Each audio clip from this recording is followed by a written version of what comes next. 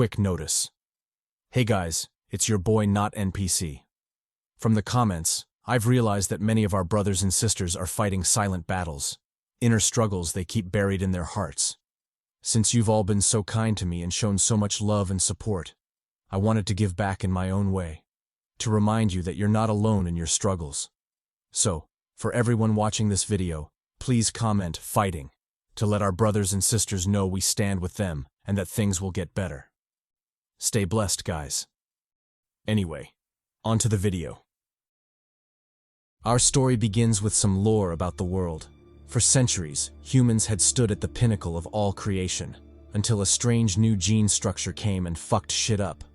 The new genetic makeup was far superior to that of mere humans, giving rise to an entirely different species called Kimyos.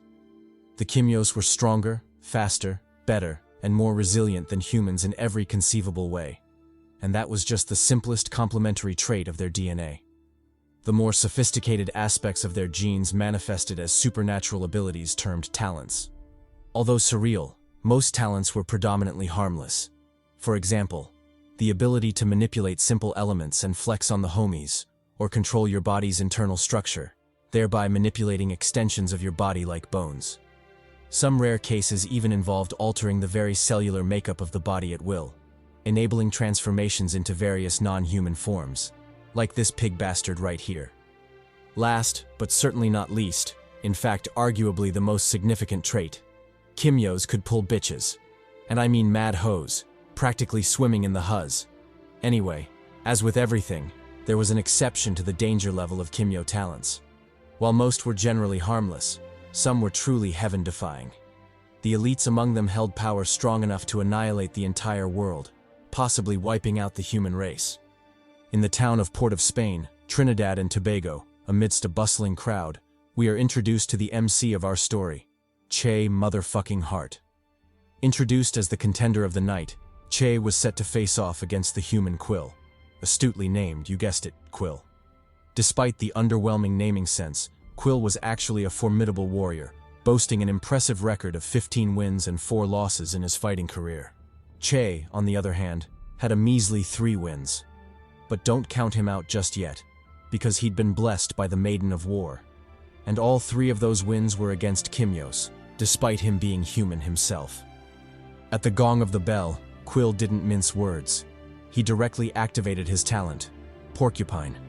It allowed him to stretch and harden his skin and muscles, forming sharp quills like a porcupine. Emboldened by his talent, he launched a relentless assault on Che, dishing out punches and forcing him onto the defensive from the get-go. Pressing the attack, he whipped a roundhouse kick at Che, which Che barely managed to block before tumbling backward. Feeling himself, Quill paused his offensive to taunt Che, telling him to stop cowering and face him directly. How long was he planning to turtle up like a bitch? Incredulous, Che shot him a funny look. Who was he calling a turtle? Wasn't he the one with literal spikes all over his body, preventing anyone from getting close? Who was the real bitch here? Nevertheless, the challenge had been issued, and there was no way Che would cower. He shot forward, arriving at Quill's flank in an instant. Ducking below a wild jab, he reared back for a nasty rib punch, but Quill was one step ahead, deploying his talent and spiking the shit out of Che. Forced to retreat, Che cursed the bastard. Who was he calling a cowering bitch again? Still, this was a superhuman fight. Complaining was pointless. Locking in, Che quickly deduced the weakness of the porcupine bastard. He couldn't maintain his quills for long, probably 30 to 60 seconds tops. Surprised he'd been figured out, Quill kept up his cocky bravado, taunting Che even more, telling him to come at him. Che said bet and zoomed forward, bobbing and weaving through Quill's defenses. Spotting an opening, he darted in with a quick punch, rocking Quill's shit before withdrawing just as the talent reactivated. Just like that, the tables turned, with Che dominating through careful, lightning-fast attacks. Spinning on his feet, Che lunged in for a devastating kick primed to end the fight in one move.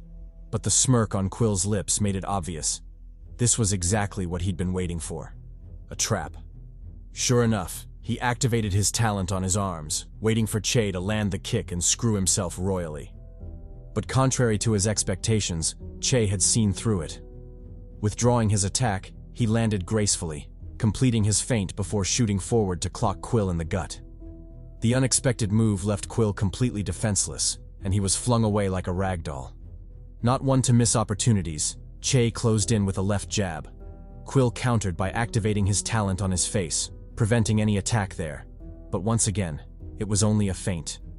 The real attack slammed into his gut.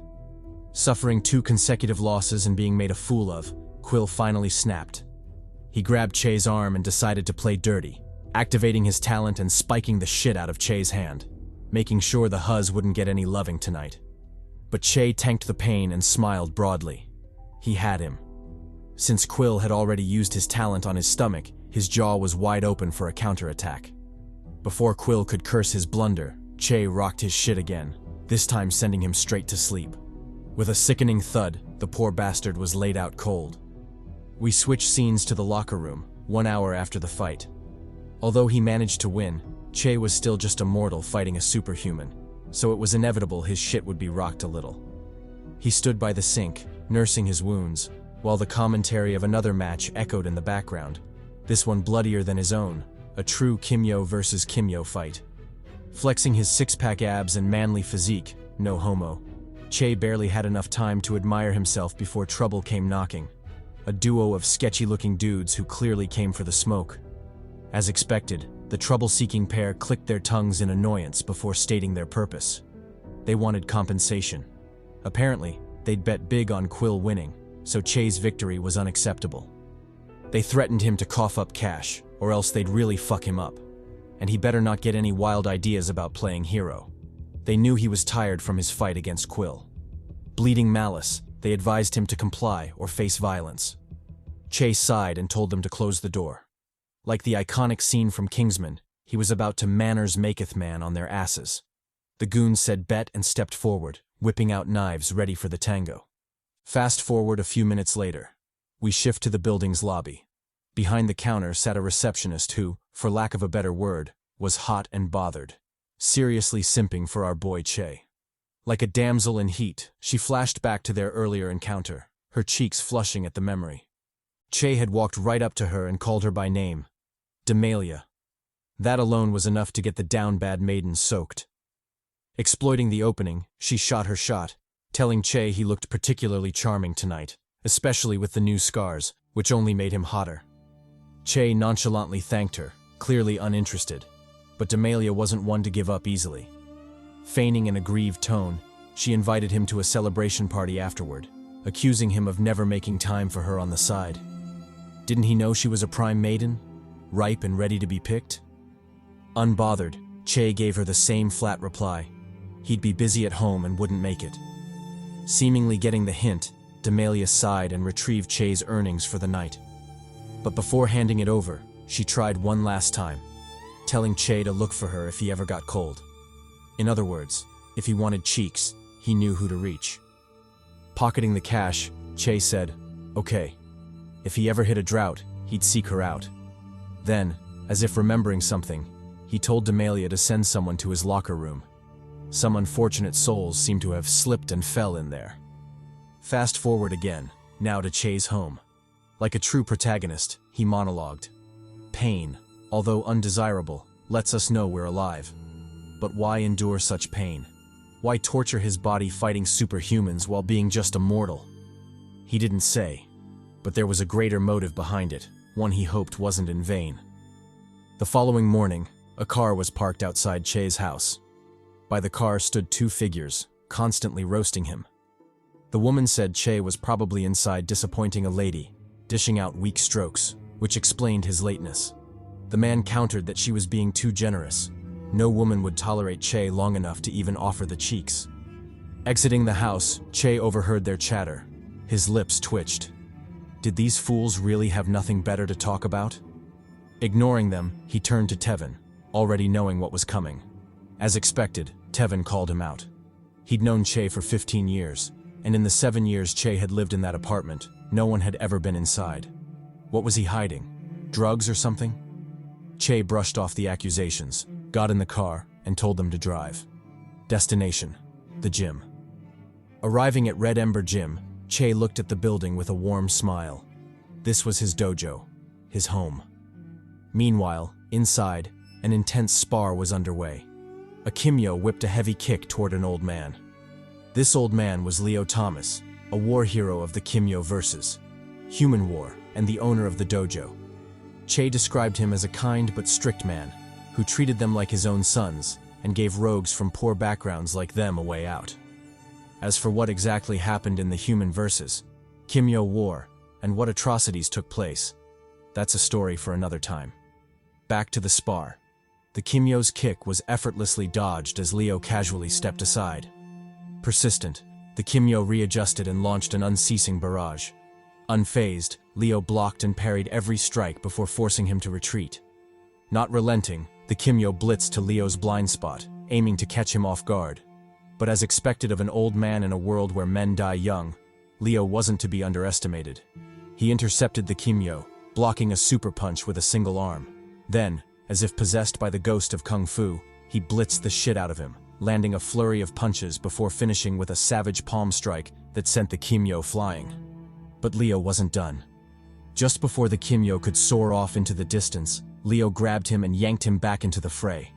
Using a judo technique, he flipped the poor bastard, sending him airborne like a hawk, only to yank him back again.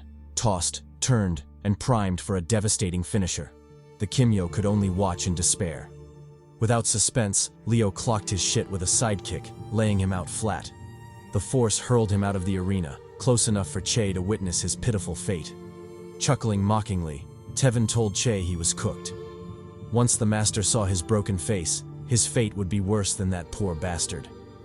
Clapping back, Che told him not to worry.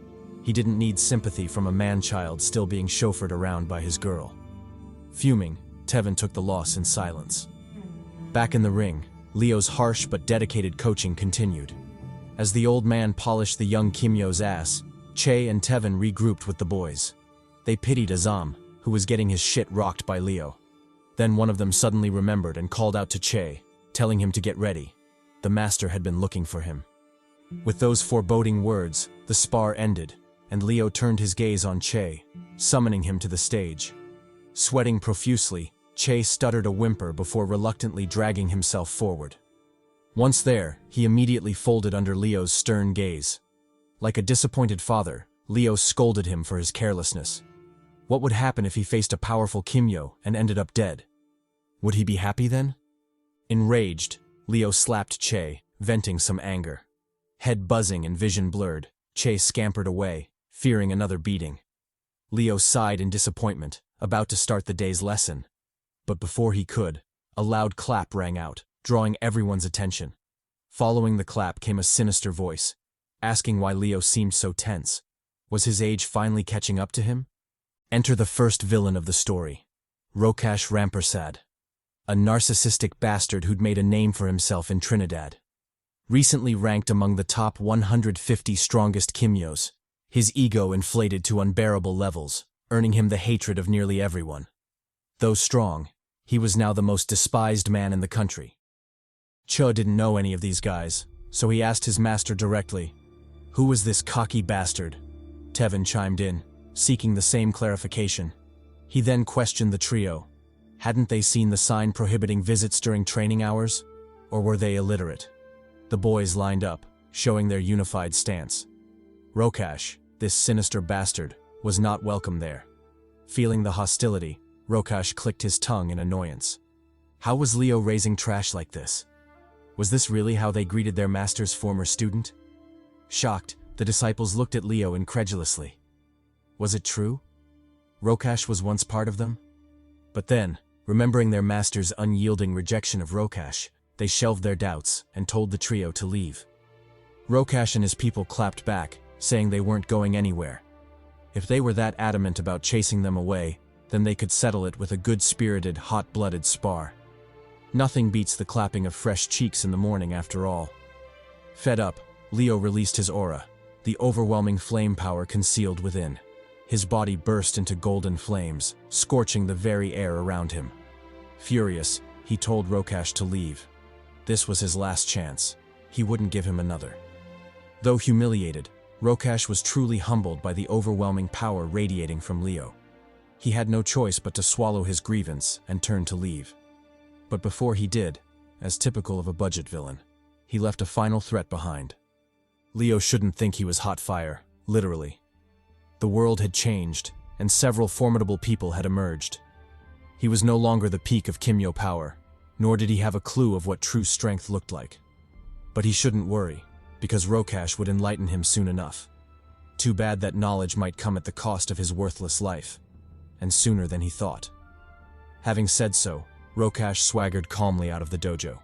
Time swiftly passed, and soon dusk arrived. While cleaning the gym, Che's thoughts kept flicking back to the earlier altercation. Unable to suppress his curiosity any longer, he asked Leo directly, what was up with that bastard? And what was all that talk about him being a former student? Leo replied that Rokash was indeed a former student, but his arrogance and vile nature had caused a falling out. Still, one thing remained true. Rokash was one of the strongest disciples he had ever taught. Drunk on his power and constantly craving validation, Rokash often challenged other disciples, beating them down just to prove his strength. He relished standing above others, grinning and jesting, taking his victories further and further, until he finally crossed a line he shouldn't have. One day, behind Leo's back, he organized a spar against a fellow disciple, Jacob. Things got out of control, and Rokash ended up killing him. The whole thing blew up, and the police were called to investigate. But with limited evidence, it was ruled an unintentional homicide, the result of carelessness during the fight. Rokash left the dojo after that, and hadn't returned, until now. Incredulous, Che was shocked that Rokash had managed to get away with murder just like that. Clicking his tongue, he told his master not to worry. If Rokash ever showed his stupid face there again, he and the boys would kick his ass. Leo chuckled and threw some teasing jabs at him. Touched, he told Che to head out. He must have his own business to handle. Fast forward to later that day at the clinic. Coming in for a checkup, Che patiently waited for the doctor's arrival. Upon entering, the two, clearly fond of each other, exchanged some good-natured banter. The doctor reported that his daughter was pregnant again, expecting her 6th child. Shocked, Che looked at him incredulously. That daughter of his was truly a freak, obsessed with the meat. But aside from that, did he have what Che needed? The doctor nodded and listed off what sounded like an entire pharmacy's worth of prescriptions. He'd even added a new drug to the mix, guaranteed to help with Che's internal bleeding. Then, remembering his last visit, he asked about Che's eye. Any improvements? Che replied that he hadn't felt any. His visibility was still at 60%. At this, the doctor dropped his carefree attitude and advised him seriously. He should really consider abandoning his fighting career. Sure, his body was stronger than most, likely thanks to Leo's training, but he was still just a mortal. Fighting Kimyos had pushed his body to the limit, and it wasn't an exaggeration to say he was lucky to be alive. His body was a complete mess. Even spending an entire evening listing defects wouldn't cover it all. He should seriously consider retiring before he dropped dead one day. Surely the money from the fight club couldn't be worth that much, right? Smiling sadly, Che replied that he had no choice. Although he appreciated the doctor's concern, this was something he had to do, especially since the money was for a good cause. He thanked the doctor again, then put on a big, cheerful smile. He was a tough boy, he'd be all right. The doctor sighed and wisely let the matter go. It wasn't his place to meddle anymore. Bidding farewell, he wished Che the best and encouraged him to seek him out should he ever need help. Che said bet, and immediately thought of his succubus daughter. Maybe he should aspire to be her 7th baby daddy. Jokes aside, he quickly bid the doctor goodbye and left the clinic. Back at the dojo, a foreboding pressure lingered in the air. As if waiting for someone, Leo calmly flicked through his Bible. Soon, to his disappointment, the doorknob turned, and someone walked in. That someone was Rokash, veiled in shadows, releasing an overwhelming killing intent. The night promised to be long and messy. Meanwhile, on Che's side, the oblivious MC was on the phone with Tevin, discussing Rokash's threat to their master. Tevin told him not to worry. Although a psycho, he doubted Rokash was heartless enough to actually harm the man who had made him. Che agreed, but still decided to check on Leo the next morning. It was always best to be careful. Tevin supported the idea but quickly excused himself, fearing the wrath of his girl for being on the phone too long. Besides, the succubus was giving him the look. so he knew shit was about to go down. All aboard to Pound Town. Meanwhile, back at the Red Ember Gym, things had taken an unfortunate turn. The whole building was up in flames, the result of the clash between Leo and Rokash.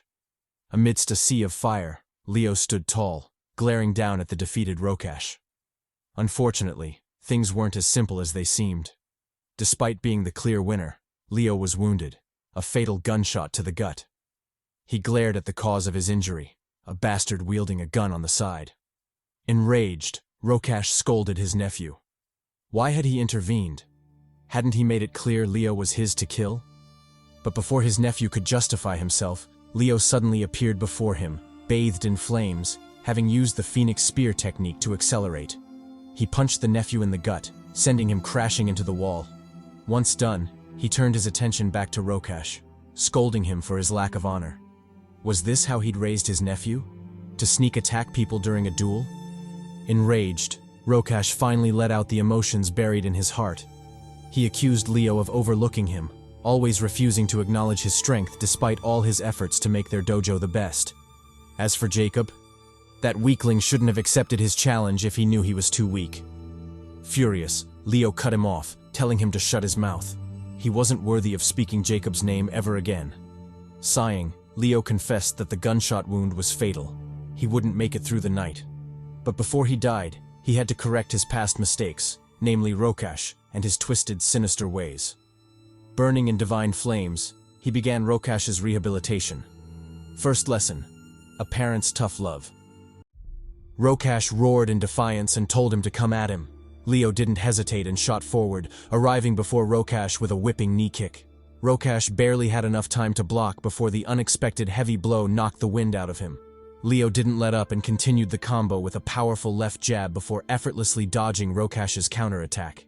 He inched closer, closing the gap before striking with a brutal 1-inch punch. The blow sent Rokash reeling, and he wailed like a bitch as he coughed up a mouthful of fresh blood.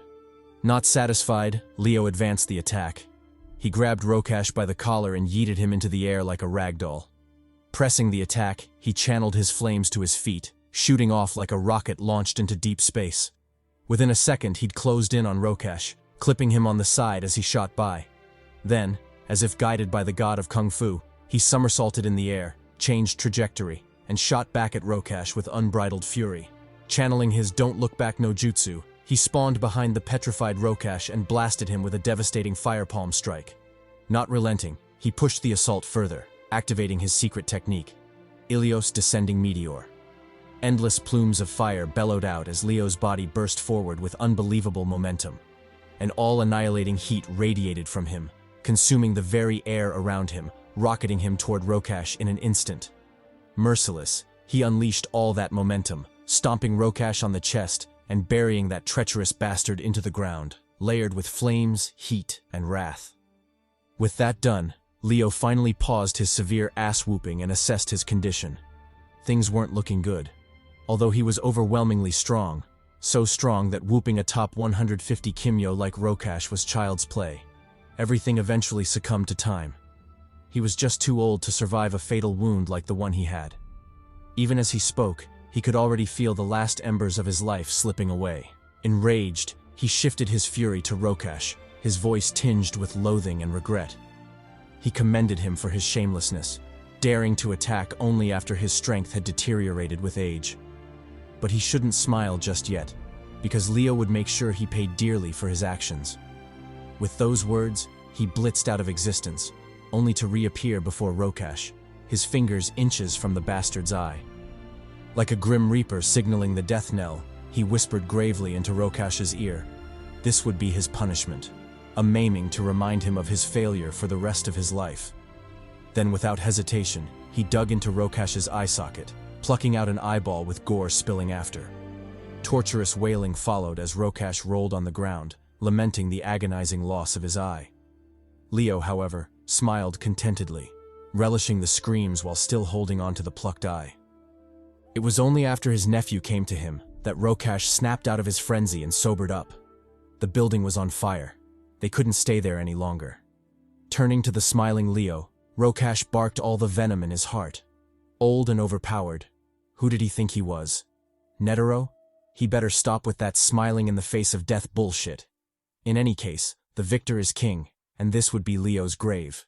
Who would know he laminated Rokash's cheeks today? No one. That truth would follow him into his blazing grave. Then, not wasting any more time with the dying man, Rokash turned and scurried away. Left alone in the burning dojo, Leo Thomas finally took his last breath. In his moment of passing, he had but one regret. Che. Fast forward a few days later, beneath a wailing sky, Leo's send-off was underway. Friends and family gathered, all reunited to bid their final goodbyes to the legendary hero. Kind words were spoken, but to the disciples burning with vengeance, it was all nonsense. They glanced at each other, already knowing what came next. One of them, a sword eyebrow-looking motherfucker, was the first to speak, asking what the hell they were doing. They already knew Rokash was the culprit, so why the hell were they still sitting on their asses? A second one, who low-key looked like a shady pastor, chimed in, announcing that Rokash would be holding a tournament in a month. The winner of the tournament would get the opportunity to fight him one-on-one, his sick way of celebrating his entry into the top 150 Kimyos while rewarding the victor. If they wanted a clean shot at him, the tournament was their best bet. The group collectively turned to Che, asking him to represent them. Only 2 from each dojo could register for the tournament, and they wanted Che to be one of them. Amused, Che asked what the hell they were smoking. He was the only one in the group without powers. How did it make sense for him to register? Tevin stepped in, glazing him a little bit. He told Che he was blessed in combat, a fact even their late master had acknowledged. Although no one knew why the goddess of war favored him so much, handing out cheeks of talent whenever he asked, the fact remained that he was the most gifted of them all. If he represented them, their chances of winning would surely rise. Besides, he wouldn't be alone. Tevin would fight alongside him, and their master's vengeance would be just around the corner. Che looked up at them and agreed without hesitation. They already had the who, when, and where. So what the hell were they waiting for? Cheeks needed to be clapped. Meanwhile, on Rokash's side, the treacherous bastard was swimming in PTSD. Memories of his ass-whooping kept flashing through his mind, making his grip on the armchair involuntarily tighten. Though enraged and embarrassed, he couldn't do anything about it. He'd lost miserably to the geezer Leo Thomas. Consoling himself, he decided to wait for the tournament. Maybe by then the sickening defeat in his heart would have disappeared. Fast forward 4 months later, at the Rokash Combat Stadium, the venue for the fight. The whole group had assembled, including Tevin's girl who, from this angle, looked hella thick. What a lucky bastard. Speaking first, the sketchy pastor informed Che and Tevin that he'd already booked a changing room for them. All they had to do was register and wait. But he advised caution. The first day was stacked with heavy hitters, the tournament's way of building hype. Picking up on this, Tevin's girl glared daggers at him. She warned him to be careful, or else she'd kill him herself. As for the consequences of getting hurt, he already knew. No sucky for an entire month. The gang burst into laughter at Tevin's predicament. They wanted to roast the simp, but an announcement from the TV caught their attention. The news feature was about their mortal enemy, Rokash Rampersad. Unbridled killing intent filled the room as the gang collectively turned to the screen. Their faces twisted with murderous rage, seconds away from crashing out. But as expected, the TV was an inanimate object, uncaring of their feelings, so the feature rolled on. It introduced Rokash Rampersad, Trinidad and Tobago's first Kimyo to be ranked in the top 150 strongest fighters. Not only was he a so-called prodigy, he was also a self-made millionaire with businesses spanning multiple industries: real estate, fashion, hotels, and more. Though already a 61-year-old geezer, he was still the darling of many women, having pulled and slayed countless maidens in his time. But Rokash wasn't just about looks. He was also a formidable fighter, with an impressive record of 46 wins and only 3 losses in his professional career. It was no wonder the news called him a prodigy, minus the questionable trouble with the police over Jacob's death. The feature wrapped up by shading light on what they called a challenging time for Rokash, the death of his former master and mentor, Leo Thomas. They didn't go into detail, but twisted the story to portray Rokash as the loyal disciple mourning his master's death and out for revenge. This enraged the gang, who collectively cursed him for his shamelessness. But now wasn't the time for sentiment. The tournament was about to begin. Pulling up his hoodie, Che instructed the boys to move out. He was done listening to that paid propaganda bullshit. The boys agreed and followed him into the changing room. Meanwhile, the feature continued, spinning excuses for Rokash's recent scars and injuries. They claimed it was a combat scar, earned in a righteous duel of honor. They even glazed him further, saying the scars made him look more intriguingly intimidating than before. Shifting scenes, were taken to the gang's changing room, where strategies were being laid out. Bootleg Mike Tyson, the team's information mule, explained the tournament's specifics. Fights would be brutal contests, meaning participants were encouraged to kill each other to win instantly. Though shocked, Tevin decided to proceed, but begged the boys to keep the truth from his girl. Who knew what crazy shit she'd pull if she found out? Actually, he did know. No sucky for an entire year. That is, if she didn't kill him first. Anyway, it was too late to turn back now. Time to get ready. Hearing his name, Tevin confidently walked onto the arena. In the stands, his thicker-than-gravy girlfriend cheered for him. Opposite him stood his opponent, who Loki thought he was the MC, Sunraz the Untouched. And no, untouched didn't mean he was a tragic virgin, a maidenless loser. It meant he was a speedster Kimyo with unparalleled speed, and had never once been injured in his career. Amused, Tevin commented on the matchup. A speedster Kimyo versus a tank, these organizers sure knew how to pick. But if they thought this was enough to beat him, they'd be gravely disappointed. He didn't care whether Sunraz was the fastest Kimyo, untouched by maidens. He was the toughest Kimyo, and the bastard would never get past his defense. Before he could finish his glazing, Sunraz spawned behind him, shocking the shit out of him. Tevin barely had time to react before he was whipped to the floor. Enraged, he looked up to see Sunraz glaring at him with undisguised contempt. He told Tevin he was no match, that countless others had failed to lay a finger on him, and Tevin would be no exception. Tevin fumed and punched forward, only to be dodged and counterattacked, kicked square in the gut. He barely regained his senses when a second Sunraz appeared behind him, followed by a third, trapping him dangerously between them. Shady Pastor, the group's strategist, explained what was happening. Sunraz's talent was called Image Fusion Threshold. In short, he moved so fast his afterimages had time to materialize, creating duplicates of himself. Could that information help Tevin? Hell no. The homie was already getting his shit rocked. Che shouted for him to get his guard up, but Tevin shouted back that he was trying. The untouched bastard was just too damn fast. All he could do was grit his teeth and take the beating. As the punches and kicks rained down, fury built in Tevin's heart. His girl was in the stands, watching him get clowned. How could he allow that? Locking in, he began his Kimyo transformation. With a deafening roar, he unleashed his energy, blasting Sunraz back. Under the shocked gaze of his opponent, he revealed his true form. Rhino Hide, a talent that let him create a protective shell over his body, massively boosting both defense and offense. Seeing this, Sunraz's reaction was a little peculiar.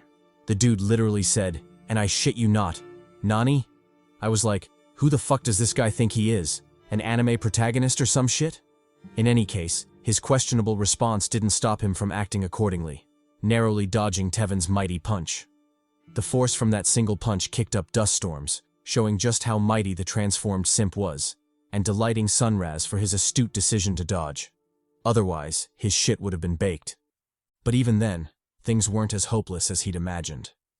Dodging another jab, he quickly activated his talent, zooming away from Tevin and buying himself enough breathing room to think. Through the MC's insistent chatter, he finally gleaned the details of Tevin's talent, and he could sum it up in one word: brute. The dude was basically a walking war machine, but instead of despairing, Sunraz became elated. Though tanky, Tevin was now even more vulnerable to his speed than before, his agility greatly reduced because of the thick armor. Sunraz immediately stopped hesitating and pressed the attack, running circles around his helpless foe. Noticing this, Tevin realized his blunder. It seemed his transformation had been too hasty. He hadn't thought things through, but he was already in it, so he might as well deal with it and worry about the consequences later. With that in mind, he tanked up, focusing entirely on his defense. He wholeheartedly trusted his talent and believed Sunraz would never get past his hide. Unfortunately, reality was often disappointing. Sunraz pierced through that shit like butter, ruthlessly kneeing him in the chin. Tevin barely had time to regain his senses before a second attack landed. Seeing this, Che shouted at him to get his shit together. Why was he just taking hits? Had he forgotten the master's teachings? Find the opponent's weakness, goddammit. According to Leo, talents were exactly as their name suggested, talents. They could either be nurtured or neglected, but one thing always remained the same. Every talent had a weakness. In some cases, the talent's greatest strength, when looked at from another angle, became its greatest weakness. He called that the blind spot of talents. Reflecting on this teaching, Tevin continued his desperate struggle, clumsily fending off Sunraz's barrage while trying to find his weakness. He endured several more rounds of ass-whooping before a feasible solution finally emerged: destroy the ground. Since this speedster bastard required a firm footing to use his talent, what would happen if Tevin destroyed the ground? There was only one way to find out. The next time Sunraz charged at him, his eyes crimson with killing intent, Tevin confidently shouted at him to bring it on. He had a whole can of whoop-ass to serve. Then, without hesitation, he raised his leg and stomped hard on the floor, completely destroying the arena ground. Caught off guard by the unexpected attack, Sunraz was momentarily dazed, unable to react to the bizarre change. It was only when he saw Tevin rear his hand back that he knew he was beyond cooked. Smirking, Tevin told the trapped Sunraz he shouldn't have fucked with him. Because of the damage he'd dealt, Tevin's girl would punish him by withholding sloppy toppy for an entire month, and such grievances had to be avenged. Thus, as he reared his hand back for a finisher, the terror on Sunraz's face made him even more delighted. With undisguised fury and resentment, he punched the absolute shit out of Sunraz, sending the speedster flying like a rag doll. The poor fellow was almost launched into space, were it not for the protective shield surrounding the arena. It's safe to say the sudden change caught everyone off guard. The entire audience took a second to digest it. Then, as if by prior arrangement, deafening cheers thundered from the stands, all chanting Tevin's name. The once mighty speedster was quickly forgotten, his battered body carried away by the medical team. With the match won, Tevin powered down and regrouped with the squad. His girl was also there, and I gotta say, this maiden was turning out more cake than I thought. Just look at that squishy squeeze. Damn. Enjoying the soft melons, Tevin regained his senses long enough to ask about Che. Where the hell was that bastard?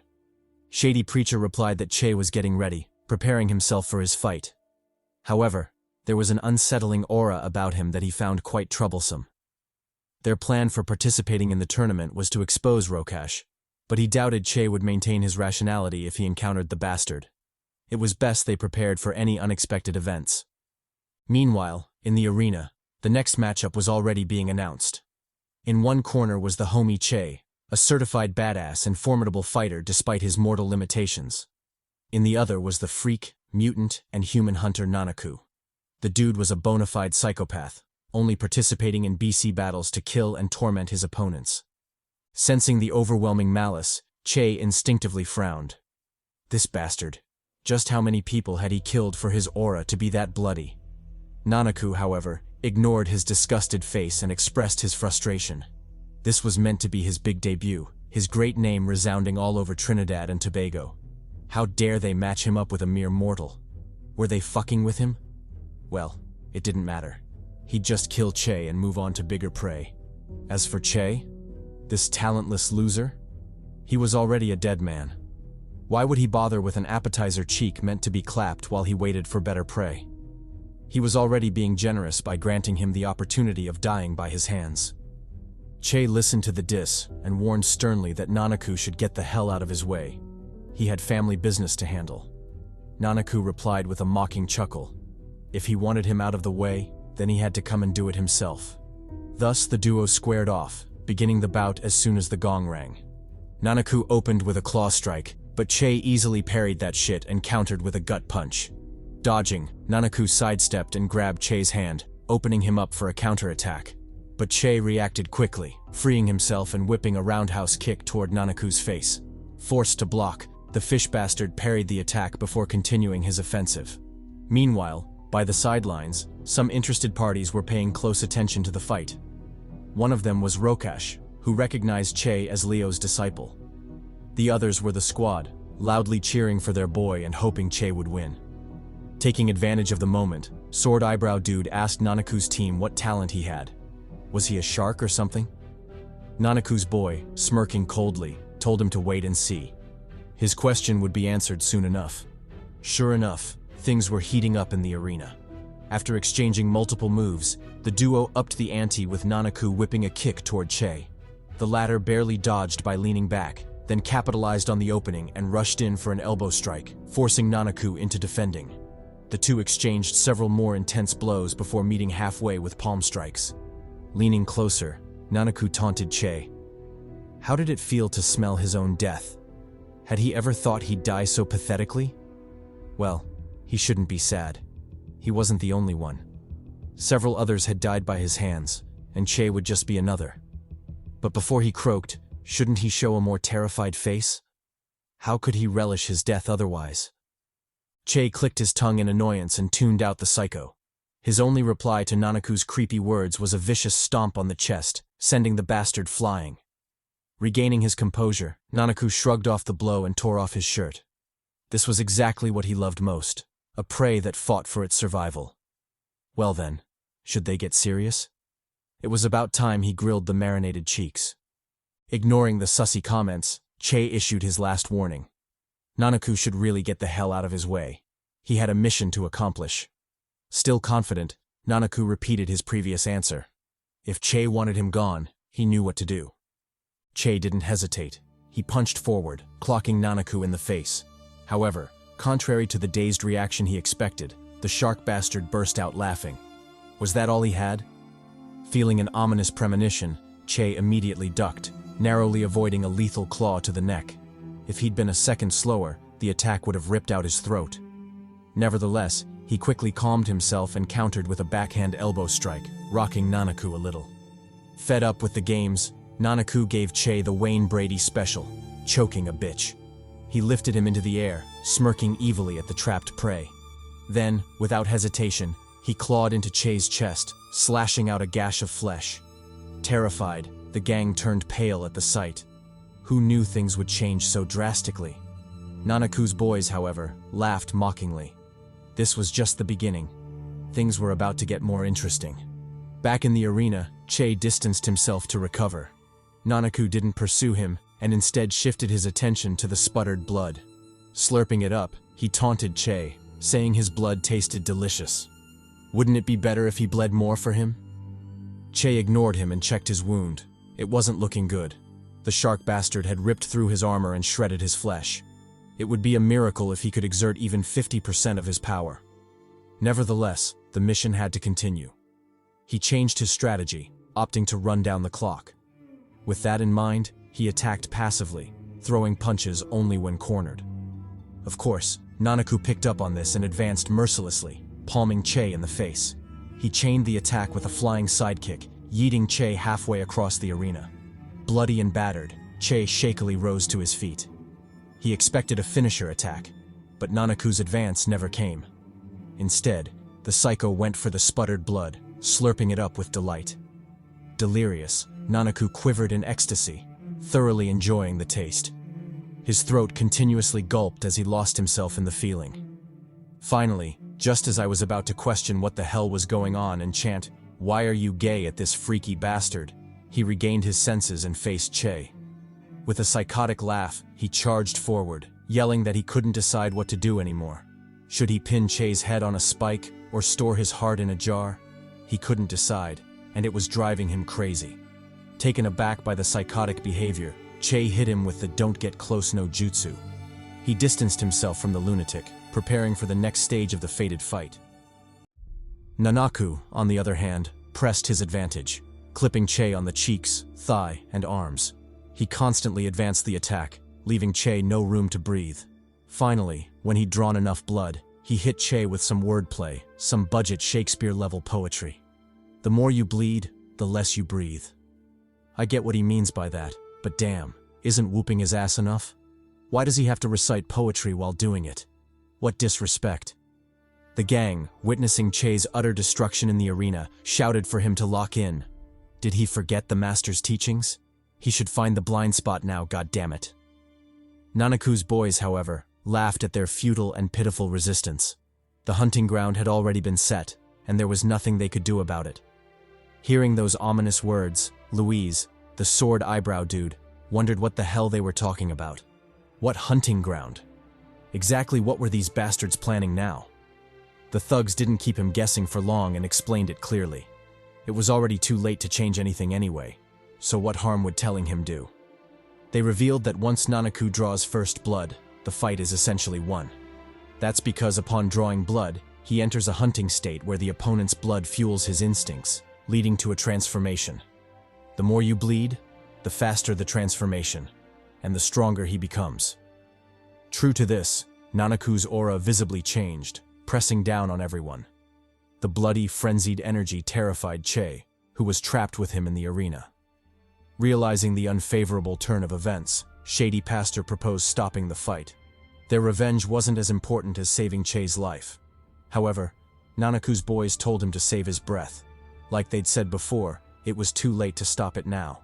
Their boy was as good as dead. With those words, one of them gestured toward the arena, telling the squad to behold Nanaku's new form, and, by extension, the destruction of their beloved friend. Following the gesture, the group flicked their gazes over, only for their faces to freeze a second later, their skin turning ghostly pale. Nanaku had transformed into a gigantic, shredded beast of calamity, towering over Che. Its roar, or whatever the fuck sharks did to exert dominance, thundered in the arena, grating in the ears of all who heard it. Without a doubt, things had taken a disastrous turn. Watching from the sidelines, Rokash chuckled at Che's plight. What would he do now? Continue fighting and die a dog's death? Or surrender and cower away like a bitch? He was looking forward to seeing his choice. Meanwhile, Shady Pastor took one look at the transformed Nanaku, and his face changed drastically. At first, he'd thought the transformation was the worst of it, but it turned out that was just the beginning of their nightmare. The state Nanaku was in wasn't a mere transformation. The bastard was a state talent user, meaning so long as the conditions were met, he could continually maintain a buffed state. In Nanaku's case, the condition was blood. When in the presence of blood, either from his enemies or just blood lying around, he could enter a transformation that significantly increased his strength. So long as that remained the case, he could continuously maintain his overpowered state, leaving Che in a perilous situation. The fight had to be stopped, and it had to be stopped now. The gang agreed, but would they make it in time? Nanaku was already on the move, after all. Over at the battlefield, Nanaku cackled evilly as he lunged at Che. His sheer momentum sent shivers down Che's back, forcing him to dodge pathetically to the side, narrowly avoiding a stomp to the death. Regaining his footing, he pressed closer, unleashing a three-piece combo on Nanaku. However, the transformed behemoth just shrugged it off, grinning widely at Che's pitiful resistance. He counterattacked, punching Che in the face, then following up with a knee to the gut. Luckily, Che was incredibly nimble, so he blocked the attack and circled behind Nanaku, using a foot technique that left zero openings for exploitation. Positioned behind his foe, Che didn't hesitate to lock him in a bear hug before suplexing the shit out of his fishy ass. The attack left Nanaku reeling, further cracking a good portion of the arena. Unfortunately, not even that could stop the crazed hunter. He quickly shook off his dizziness before laying his hands on Che. Where the hell did he think he was going? The fun was just beginning. Saying so, he yeeted Che into the air and, in front of everyone, planted his face into the ground. The sickening squelch of breaking bones was enough to silence everyone. Well, everyone except Taven's thick girl, who took that chance to cop a feel, running her caramel-like hands over his abs and whispering things about Black Mamba and a quickie. What a heartless yet extremely thick woman. Anyway, jokes aside, Che was really going through it. His face was disfigured, several teeth missing, and his eyes were puffed and bloody, shedding tears of crimson. He was, by all means, a broken doll barely clinging to life. Regardless, Nanaku didn't feel like this was enough. He cocked his hand back for a follow-up attack, mocking Che with some dis no jutsu. He flamed him for overestimating himself, daring to face him. Hopefully his pitiful defeat would be a lesson for all those arrogant humans who believed they could stand against a Kimyo. Let his blood and death be their final warning. From then on, he vowed to kill and torture every arrogant human who dared enter a Kimyo tournament. Then, as if toying with his prey, he punched Che again, sending the poor bastard flying into the distance. Walking up to him, he recited some Shakespeare, or maybe some Fang Yuan-level poetry, before embarking on his murderous tirade. "This will be the end of you," he said. "But don't worry. I'm a gentle, compassionate person and a lover. I'll make sure to escort you to the afterlife painlessly and swiftly." Hearing this, Tevin snapped. Fuck that. First he beat his ass, then recited poetry, and now he was hinting at clapping his ass? Like hell he'd let that happen. He shouted at the referee to stop the fight. Their boy was about to get violated in there. Shady Pastor joined in, yelling for the fight to stop and demanding that the gate be opened immediately. Unfortunately, things were moving way too fast for their pleas to matter. Nanaku was already on the prowl, claws stretched out for a decapitating strike. Witnessing this, Rokash shook his head in disappointment. To think he'd once been worried about this bug. He'd feared a connection with the legendary S-Heart. But it turned out he was nothing but a weakling. A disappointment cursed to carry only the name. Not worth worrying about. Meanwhile, back in the arena, Nanaku lunged forward, his sharp, shark-like fangs aiming for Che's face. The shadow of death loomed over him, and Che couldn't help but pale in terror. Was this how he would die? Where he would die? Bitten to death by a bloodthirsty shark? Nah, fuck all that. He wasn't going out like that. His sheer unwillingness became palpable, and he began hallucinating a figure walking up to him. Wait, was it really an illusion? It seemed too real. Just as Che was wondering if he was going mad, the figure before him suddenly opened his eyes. His burning irises flared as he roared at Che to wake up. He wouldn't be dying today. Outside in the real world, the arena suddenly burst into flames, illuminating the entire ground, crowd, and all. It became so blinding that those watching couldn't help but cover their eyes in horror, fearing they'd go blind. What the hell was this? What kind of sorcery was happening? Before they could piece anything together, more bad news hit. The barrier surrounding the arena was creaking, poised to shatter at any moment. The terrified audience could only imagine their grim fate if that happened. Helpless, they screamed for help, begging the strong Kimyos to save them. The gang heard this and said, "Say less." If they were looking for powerful Kimyos to help, they were their men. They quickly sprang into action, dispersing to save the crowd. Louise was first in the fray. He lunged forward, activating his Kimyo talent in the process. Dark, ash-like smoke gushed from his back, setting up a barrier to shield the audience. This was his Kimyo talent. Chichioya no Hai, I Papi, a range control ability. Unfortunately, despite how formidable the talent was, it wasn't enough to block the raging inferno. Bursts of flames broke through, targeting an innocent maiden with shiny twin peaks. Just as it seemed over for the angelic lady with the devilish body, a streak of green lightning flashed by, whisking her into its arms. The lightning was the manifestation of Shady Pastor Azam Ali's talent, haste. On the opposite side, Tevin was also doing his best to save civilians. His Kimyo talent was active, and he relied on his superior defense to tank the flames. However, regardless of what they were doing or who they were saving, they all had the same thought cross their minds. Wasn't this flame oddly similar to their masters? Just what the hell was going on? Meanwhile, in the arena, the once arrogant Nanaku wasn't acting so cocky anymore. His face had gone ghostly pale as he struggled for his life. Using debris as cover, he cautiously peeked to see what was going on. Then, as if realizing the truth, roared in rage. Didn't Che claim he was a regular human with no Kimyo talent? Then what the hell was this crap? Had he been deceived? Completely unforgivable. He would tear Che limb from limb for this mockery. He wanted to curse some more, but the sight before him left him stunned. The flames had died down, and Che's physique was finally visible.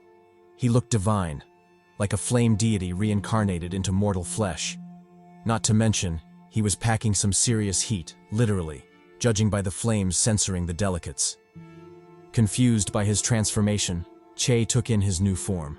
His eyes darted across his body as he wondered why he didn't feel pain. His skin was melting, and he was on fire after all. The squad was equally stunned, unable to take their eyes off him. Was this a coincidence, or had their master done something? Che, on the other hand, marveled at his new body, feeling completely reborn. For some reason, he felt unstoppable, like he could crush anything and anyone. Speaking of crushing, where the hell was that fishtail bastard? As if reading his thoughts, Nanaku stepped forward to face him.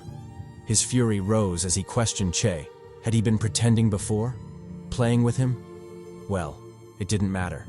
He'd still kill him here. He shot forward, yelling for Che to die. From the stands, his boys screamed for him to get back. Was he insane? What the hell was he doing? Unfazed, Che watched the lunging Nanaku with disinterest. His god complex grew as he wondered how well the shark would burn. Would his skin and flesh char? Or would he be reduced to nothing but ash? There was only one way to find out. Ignoring Tevin's shouts to stop, Che raised his hand, prepared to burn Nanaku to a crisp. His palm glowed with divine might, ready to unleash hell on the ignorant foe. Meanwhile, in Rokash's private room, the villain was freaking the hell out. His scar throbbed as he suffered severe PTSD. Those flames. Was it Leo haunting him from the grave? Refusing to allow him even a second of peace? Damn that old man. Shifting back to Che, the newly risen Kimyo was out for blood. Without a shred of mercy, he lit Nanaku up, burning his fishy ass with a cyclone of divine flames. Anguished screams and pleading followed the attack, but Che ignored them and continued his merciless slaughter. Finally, when there was nothing left to burn and Nanaku's corpse was charred to a crisp, Che let up and retracted his flames. He didn't look away, as if etching the visage of the first being he'd ever killed into his memory. His eyes as cold as ice. By his side, Tevin watched the whole thing unfold in shock. He didn't know it then, but later in life, he would realize this moment marked the descent of Che heart into darkness. So many regrets would accompany him with age, but this was undoubtedly the worst of them. Maybe he should have tried harder to reach out to Che, to let him know he wasn't alone, that it wasn't his burden to bear alone. Leo had been their master too, and it was on all of them to avenge him. If only he'd said that. If only he'd stood by Che's side during that troubling time. Maybe things would have been different. Maybe the world wouldn't have been painted with the blood of those he killed. Maybe he wouldn't have become humanity's greatest enemy. Too bad the past couldn't be changed, and all he had was the present, or, in this case, the future. Because these were the regrets of future Tevin. For now, however, they were still in the past. So it was better to slow down and enjoy the story gradually. With the death of Nanaku, a tense silence spread through the arena. There was always a chance of death in these battles, but no one thought it would come so quickly, or so brutally. It took the audience a good while to even register what had just happened. Meanwhile, the culprit stood there unfazed by the stares burning into him. He casually powered down, dismissing the flames that cloaked his body. With their disappearance, the details of his talent became visible. It was the Ilios Phoenix Flame, or Sunfire talent. It allowed the user to enter the Ilios state, the same divine flame form seen earlier from both Che and Leo Thomas.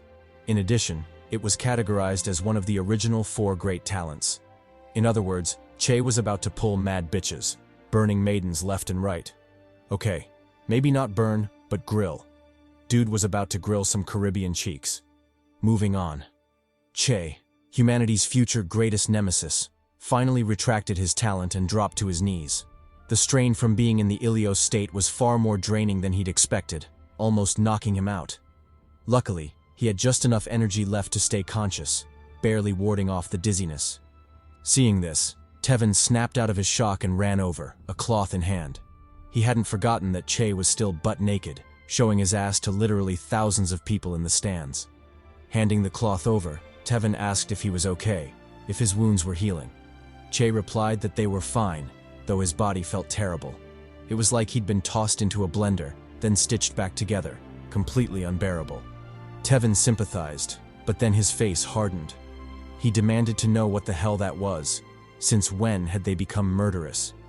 Che lowered his head in shame. He had no excuse, at least not to someone he considered a brother. His lips twitched as if he wanted to speak, but ultimately, he stayed silent. Just as the tension between them started to thicken, a loud explosion went off in the room, drawing everyone's attention. The blast came from the private lounge reserved for Rokash. Realizing this, everyone focused in that direction, including the cameras filming the live broadcast of the event. Che and the gang did the same, their eyes burning with murderous intent. As all attention zeroed in on the lounge, Rokash suddenly emerged, his aura radiating boundless joy. To think that bastard Leo actually had such a hidden card up his sleeve. What a cunning old fox. Gazing intently at Che, he roared, demanding to know how Leo had done it. How had he transferred his power to him? Would Che tell him? Or would he have to pry the answer from his tortured corpse? Che didn't flinch. He met Rokash's gaze directly and warned him not to speak his master's name. He wasn't worthy of it. Laughing mockingly, Rokash asked what he would do if he did. Would he fight him? Did he really think that just because he got a little bit of power he was all that? Super hot fire? Nah, fuck that. In Rokash's eyes, he was still nothing more than a bug. He sneered, recalling him clearly. The inconsequential human who always clung to Leo's side. The powerless mortal who didn't even qualify to lick his feet. Gaining a talent didn't change that. At best, he was just a slightly bigger cockroach, still inconsequential and easy to kill, just like his master Leo. The moment those words left his mouth, loud gasps thundered across the arena. The crowd was stunned. Leo, the war hero, killed by his own former disciple? And that same disciple dumb enough to confess live on national TV? What a dumbass. Speaking of dumb, what kind of sins did this dude commit in his past life to be born that ugly? I know it's just a drawing, but damn, isn't that too much? What an unlucky bastard. Anyway, back to the drama. Ali, the shady pastor, practically rejoiced at Rokash's slip-up. They'd planned to beat the confession out of him, but who would have thought the cocky bastard would out himself? Wasn't this gift from Lady Luck a little too generous? What was next?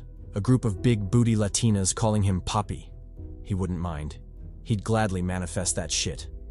Anyway, back to Rokash, the still taunting fool. He kept shouting insults and daring the squad to come at him. He didn't fear their smoke, he welcomed it. He didn't mind sending them to an early reunion with their master. His taunts only stopped when his bodyguard revealed the grim truth. The idiot had just confessed to murder, on live television. Rokash's grin vanished. His brows tightened instantly. He didn't even get the chance to react before a squad of police officers burst in. Leading them was Inspector Ian Anthony, and he was pissed. He shouted at Rokash for his shamelessness, for daring to toy with them.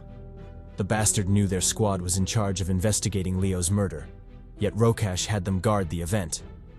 He'd killed Leo, thrown a party to celebrate it, and made them, the investigators, his security. Just how much did he intend to mock them? He'd pay for this insult. Noticing the rising tension, Rokash's bodyguard advised a retreat. They were still live on television, and killing cops in front of everyone wasn't exactly the best move. Rokash agreed and prepared to leave.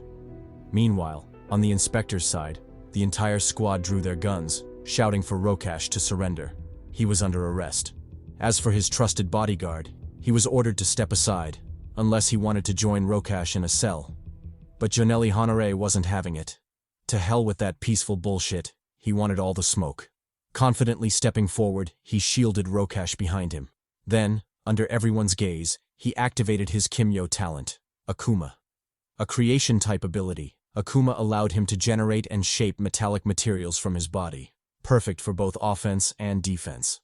Realizing Honore wouldn't back down, the officers lit his ass up. What last warning? The only warning he got was his one-way ticket to hell. They mercilessly opened fire, emptying their magazines into him. Unfortunately, Honore wasn't an easy nut to crack. He relied on his Akuma talent to effortlessly block every bullet. As for Rokash, the treacherous bastard used the chaos to slip away.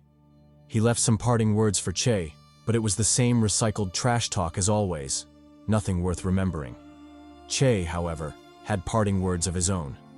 With the live broadcast focused on him, he glared at the fleeing Rokash and stated coldly that he should run as far as he could. He should pray the police got to him first, because if Che did, he'd know torment, unlike anything else in the world. That would be his punishment for cutting short the life of the man who had raised them, their only father in this life. He warned him never to show his face again because he had just made his final mistake. Oh, and since the broadcast was still live, he'd like to give a shout out to Ray and Antoine. Nah, I'm just fucking with you. But kudos to anyone who got that reference. Back to the story. Rokash grinned sinisterly as he made his escape. He wasn't worried about Che's threat.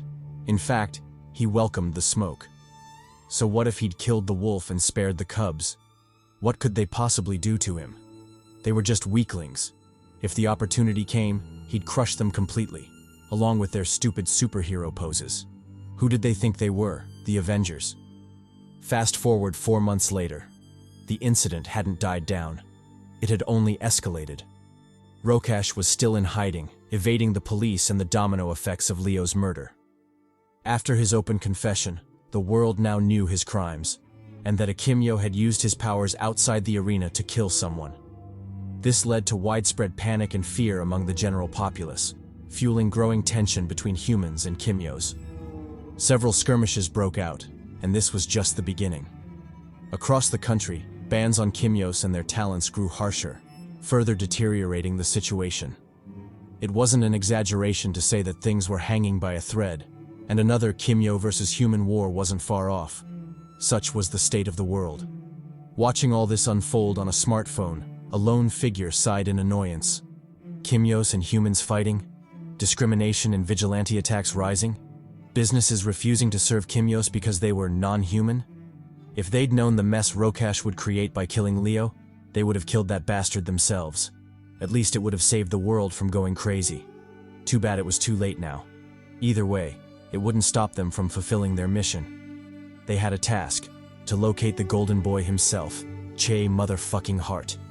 Enter the main waifu of the story, and damn, she was smoking. Putting on her earphones, the waifu continued to mull over the current situation. Although she understood where the humans were coming from, she couldn't help but think they were making a mistake. Fear had clouded their judgment. What did they expect to happen if they kept discriminating against the Kimyos? Push them past their limits? It was obvious things wouldn't end well. But alas, humans were creatures of war. They had no appreciation for peace, nor the faintest idea how to maintain it. It wouldn't be a surprise if the world went to shit at this rate. Walking onward, the lady chastised the foolish humans and the naive ones who thought war breaking out was somehow a good thing. They'd been so drunk on peace that they deluded themselves into believing the last war had happened ages ago. But that wasn't the case at all. The Great War hadn't been that long ago, and the consequences and horrors it brought were still clear to anyone who paid enough attention. Speaking of war, let's dive a bit into the lore of this world. Back in the day, Kimyos and humans were at each other's throats, vying desperately for dominion over the world. Ever since the appearance of the first Kimyo in 1542, and the subsequent propagation of their species to nearly a third of the population, they had always believed they deserved to be the dominant race. They had superpowers and were strong as hell. Why would they need to bow to mere humans? That belief steadily spread, leading to an all-out war. For the more radical Kimyos, it wasn't just about dominance. It was about the complete annihilation of the human race, or as they called it, the purification of the bloodline. Thus, war broke out, forcing humans to band together just to barely hold the Kimyos back. Through countless sacrifices, they fought for their land, their people, while all the Kimyos did was slaughter and massacre. However, not all Kimyos followed this path. The many who did were corrupted, led, and influenced by one man, Cain, the strongest Kimyo and the father of the rebellion. Cain's power was beyond imagination. In the present day, the top 150 Kimyos are ranked and revered, but even among them, there's a massive difference between those in the top 10 and everyone else. The ones powerful enough to be in the top 10 are termed God tier, and Cain was ranked first among them. His power was overwhelming, and through his strength and influence alone, he managed to wage a war that lasted 124 years, finally ending in 1957. Surprisingly, despite his overwhelming might, Cain met his end in the most unexpected way: assassination. Now, I know what you're thinking. How the hell did Cain, the Big Papi, the numero uno of the big bads, fall to something like that? Well, the answer's simple. He fell by the hands of the war heroes. And who were the war heroes, you ask? Come closer, because I'm about to tell you. I won't gatekeep this shit. In 1942, East Cuba, Trinidad and Tobago, a group of children were assembled. Children who, unbeknownst to anyone, would one day shape the course of history. Left in charge of these kids was a menacing yet oddly seductive maiden, the lovely Colonel Catherine Forbes, better known in the streets as the Achilles. Catherine, despite her reservations, took in these kids, who were, unbelievably, new recruits for the war. In other words, child soldiers. She didn't like sending kids off to die, but the orders came from above, and the military was desperate. She had no choice. Gazing at the solemn faces of the children, she informed them that she would be their commanding officer from then on. It was her duty to make sure as many of them as possible survived and made it back home. Sure, some of them had signed up because their families and homes were destroyed, but she believed that as long as they lived, there was still hope. If they could just make it back alive, it wouldn't be too late to build another home. Growing more serious, she explained how their training would proceed. The few who were Kimyos would be trained separately from the regular recruits, but full effort was expected from both groups. Only then would they stand a chance against Cain, and maybe restore the world to the peace it once knew. Fast forward a few days later, and the story shifts to the perspective of a young trainee in the camp. After being there for a while, the place began to grow on him. He was fed, clothed, and treated well, something rare for an orphan and refugee like himself. Still, sometimes he couldn't help but wonder, why had he volunteered to come here? What was he searching for? He didn't know, but one thing was certain. He felt safe here, and that was enough. He was tired of seeing death. As he mulled over his life, a voice called out, breaking his thoughts. Looking up, he was surprised to see a girl his age, accompanied by her brother. She introduced herself as Elsa, and the boy as Kevin, orphans, just like him. They'd sought him out because he was too quiet. Everyone else was already getting along, but he kept to himself. Then, with the innocence only children possess, Elsa asked to be friends. Everyone needed company, after all. Blushing, the young boy quickly agreed, though deep down, he was a sly dog, secretly marveling at how pretty she was. Fast forward again, and trouble finally found the peaceful encampment. Several Kimyos attacked, reducing the land to a world of smoke and ash. Catherine was quickly evacuated from her tent, but judging by the scowl on her face, she was furious. How had those bastards found their location? It was supposed to be secret. Had someone snuck a spy into their ranks?